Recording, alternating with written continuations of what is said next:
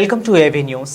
మహబూబాబాద్ జిల్లా తొర్రూరు మండలంలోని అరిపిరాల శివార్లోని కోటిలింగాల ప్రాంతంలో ఉన్నటువంటి ఆయిల్ ఫామ్ క్షేత్రాన్ని మాజీ ZPTC Mangalpalli Srinivas BRS party నాయకులతో కలిసి సందర్శించి మొక్కలకు వాడే ఎరువును మట్టిని పరిశీలించడం జరిగింది. ఈ సందర్భంగా శ్రీనివాస్ మాట్లాడుతూ గత బీఆర్ఎస్ ప్రభుత్వం వాణిజ్య పంటలను ప్రోత్సహించే విధంగా 2021లో మాజీ మంత్రి ఎర్రబెల్లి దయాకర్ రావు కృషితో ఆయిల్ ఫామ్ నర్సరీని ఏర్పాటు చేయడం జరిగిందని తెలుపుతూ బీఆర్ఎస్ ప్రభుత్వ హయాంలో రైతులకు మేలైన ఆయిల్ ఫామ్ మొక్కలను అందించడం జరిగిందని గుర్తు చేస్తూ ప్రస్తుతం ఉన్న ప్రభుత్వ హయాంలో రైతులకు మేలైన మొక్కలను అందించడంలో అధికారులు పూర్తిగా వైఫల్యం చెందారని ఆరోపిస్తూ మొక్కలకు నాసిరకం మట్టి ఉపయోగిస్తున్నారని తెలుపుతూ ఆయిల్ ఫామ్ నర్సరీలో జరుగుతున్న అవకతవకలపై జిల్లా కలెక్టర్ సంబంధిత అధికారులు వెంటనే స్పందించి చర్యలు తీసుకోవాలని కోరారు. ఈ కార్యక్రమంలో బీఆర్ఎస్ పార్టీ నాయకులు, కార్యకర్తలు తదితరులు పాల్గొన్నారు. ప్రస్తుతం నూతన జిల్లా అయినటువంటి మహబూబాబాద్ జిల్లా తొర్రూరు రెవెన్యూ డివిజన్ పరిధిలో 2021 సంవత్సరంలో అప్పుడు బీఆర్ఎస్ ప్రభుత్వం ఇక్కడ ఉన్నటువంటి మాజీ మంత్రి ఎర్రబెల్లి దయాకర్ రావు గారు మరి వాణిజ్య పంటల్ని ప్రోత్సహించాలనే ఉద్దేశంతో ఆహార పంటలు తగ్గించి వాణిజ్య పంటలు పెంచుకున్నట్లయితే రైతులకు మేలు ఎక్కువ జరుగుతుంది, తర్వాత ఉత్పత్తి ఎక్కువ ఉంటుంది, ధర ఎక్కువ వస్తుందనే ఉద్దేశంతో ఆయిల్ ఫామ్ అంటే ఈ ఆయిల్ ఫెడ్ ప్రాజెక్టు ద్వారా ఈ ఆయిల్ ఫామ్ పంటను విస్తారపరచడానికి కావాల్సినటువంటి ఏర్పాట్లు చేయడం జరిగింది. అందులో భాగంగా దానికి భూమి కేటాయించడం, ప్రభుత్వంతో మాట్లాడటం, సుమారుగా 260 పైచీలకు 260 కోట్లతో ఆయిల్ ఫామ్ ఫ్యాక్టరీని ఇక్కడ నిర్మాణం చేయాలనే ఉద్దేశంతో ఈ కార్యక్రమం చేపట్టడం జరిగింది. గత 5 సంవత్సరాలుగా ఇక్కడ నర్సరీ అంటే కొన్ని వేలాది లక్షలాది మొక్కల్ని ఉత్పత్తి చేస్తూ రైతులకు అందించడం అనేది జరుగుతూ ఉంది. కానీ వాస్తవంగా దీని పరిస్థితి ఏంది? రైతులకు మేలైనటువంటి మొక్కలు ఇస్తున్నారా, నాణ్యమైనటువంటి మొక్కని ఇక్కడ పెంచుతున్నారా అనేది క్లియర్గా పరిశీలించడానికి కోసం మరి బీఆర్ఎస్ పార్టీగా జర్నలిస్ట్ మిత్రులు, మా పార్టీ నాయకులు, కార్యకర్తలు అందరూ కొంతమంది రైతులను కలిసి ఇక్కడికి రావడం జరిగింది.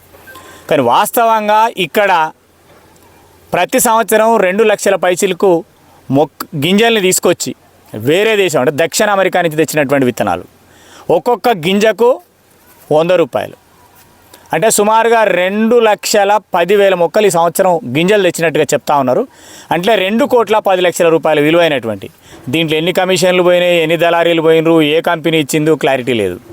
సో తీరా మేము క్షేత్రస్థాయి పర్యటనకు వస్తే నాణ్యమైనటువంటి మొక్కను ఎక్కడ కూడా పెంచట్లేరు. ఇక్కడ మట్టి ఏదైతే కవర్లల్లా పెంచాలనో నర్సరీ పెంచే దగ్గర మట్టి ములుగు దగ్గర ఉన్నటువంటి మల్లంపల్లి నుంచి టెండర్ వేసి ఒక ట్రిప్పర్కు 23,000 రూపాయల రెంటల్ ఛార్జ్ ఇచ్చి అక్కడి నుంచి ఇక్కడ షిఫ్ట్ చేయాలి. కానీ అటువంటిది మల్లంపల్లి నుంచి కాకుండా తొర్రూరు శివారులో పక్కన ఉన్నటువంటి రాయపర్తి మండలం నుంచి ఇడికి ఎర్రమట్టి ట్రాక్టర్ల ద్వారా తరలిస్తున్నారు. Number 1 cheating. నెంబర్ 2 ఆ మట్టికి ఏ రకమైన పరీక్ష లేదు. భూసార పరీక్ష నిర్వహించి దాంట్లో పోషకాలు ఉన్నాయా లేవా, ఈ మట్టి నర్సరీ మొక్కలకు ఇది ఎదుగుదలకు పనికొస్తా లేదా చేయాలి. కానీ అది లేదు. రెండోది నాణ్యమైనటువంటి ఎరువులు లేవు, నీళ్లు లేవు. ఒక మొక్కను దీంట్లో షేడ్ నెట్వర్క్ కింద దీంట్లో 4 నెలలు మాత్రమే మొక్కను పెంచాలి. తర్వాత బయటికి తీసేసి 12 నెలలు రైతుకి ఇచ్చే వరకు 12 నెలల మొక్క పెరగాలి. ఇది మరి 12 నెలలో పుష్టికరమైనటువంటి ఆరోగ్యకరమైనటువంటి మొక్కను పెంచేయాల్సినటువంటి పోయి ఎంత నాసి రకమైనది ఉన్నదో మీరు ఇప్పటివరకు చూశారు.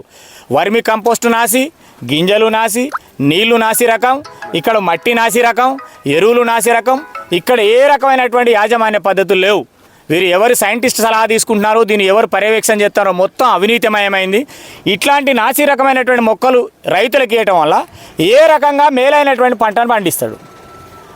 ప్రభుత్వం ఒక పక్కన ఆయిల్ ఫామ్ పంటను ప్రోత్సహిస్తున్నామని చెప్తున్నారు, రెండో పక్కనేమో నాణ్యమైనటువంటి మొక్కలు ఇవ్వకుండా మరి శాస్త్రీయమైనటువంటి అవగాహన లేకుండా వటికనే పెట్టి చేస్తూ ఉన్నారు. దీంట్లో ఎవరు పూర్తి స్థాయి అవగాహన ఉన్నటువంటి వాళ్ళు లేరు. పాపం లేబరు శ్రమ దోపిడీ చేస్తున్నారు. 450 ఇస్తున్నారట, వాళ్ళని అడిగితే మాకు 300 ఇస్తున్నారు సార్ అని చెప్పారు. అంటే కండ్లకు కట్టినటువంటిది క్లియర్గా అందరు ఇక్కడ చూడటం జరిగింది. దీని పట్ల జిల్లా కలెక్టర్ స్పందించాలి. తక్షణమే దీని వ్యవసాయ శాఖ మంత్రి స్పందించాలి. సమగ్రమైనటువంటి విచారణ చేసి దీని కారకులైన లెవెల్లో శిక్షించాల్సిందిగా డిమాండ్ చేస్తున్నాం. లేకపోతే బీఆర్ఎస్ పక్షాన ఇక్కడ ఉన్నటువంటి ఆయిల్ ఫామ్ ఎవరైతే ఆయిల్ ఫామ్ ఉత్పత్తి చేసే రైతులు వేశారో ఆ రైతులందరినీ తీసుకొచ్చి దీని మీద ఒక సమగ్రమైనటువంటి విచారణ చేసే విధంగా మేము ఆందోళన చేస్తాం. ఖచ్చితంగా దీంట్లో ఇప్పటికైనా కింది స్థాయి నుంచి దీన్ని ఎవరు పర్యవేక్షిస్తారో తెలియదు, ఎవరెక్కడ ఉంటారో తెలియదు, అంతా ఆన్లైన్ అంటారు. లేబర్ టెండర్ ఒకరికి వస్తే పని ఒకరు చేయిస్తున్నారు, రేట్ ఒకటి ఉంటే వాళ్ళకొట్టి ఇస్తున్నారు. అంత విచిత్రమైనటువంటి పని ఉంది ఇక్కడ. సో దీని పట్ల జిల్లా కలెక్టర్ గారు తక్షణమే స్పందించి ఈ సంవత్సరం జనవరిలో రైతుల మొక్కలు ఇవ్వాలి. మరి దీన్ని పరిశీలించాలి. నర్సరీకి వచ్చి మొక్కలు ఏ విధంగా ఉన్నాయి, నీటి యాజమాన్యం ఏడున్నది, చిన్న మొక్కలకు 2 నుంచి 3 గ్రాముల ఎరువులు వేయాలి. 10 గ్రాములు వేస్తున్నారు వాళ్ళకి తెలియక. నీళ్లు లేక ఎండిపోయినాయి, ఎరువులు లేక ఎండిపోయినాయి, మట్టి సక్క లేక ఎండిపోయినాయి, వరిమి కంపోర్ట్ లేక ఎండిపోయినాయి, మేనేజ్మెంట్ సరిగా లేక ఎండిపోయినాయి.